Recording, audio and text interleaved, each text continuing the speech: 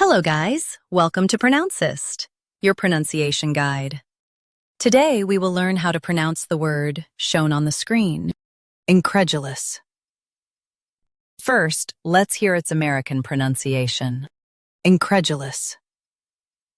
Incredulous. Now, read the syllables of U.S. pronunciation shown on the screen naturally. Incredulous. Incredulous. Now, let's focus on British pronunciation of this word.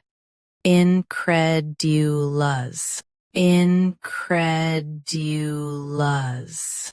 Now, read the syllables of British pronunciation shown on the screen naturally. Incredulous. Incredulous.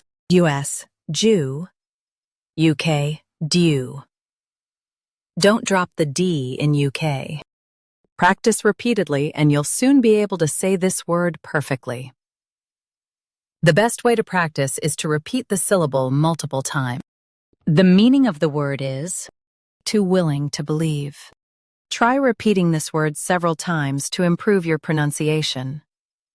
We post daily videos on useful and commonly mispronounced words to help you speak clearly and confidently.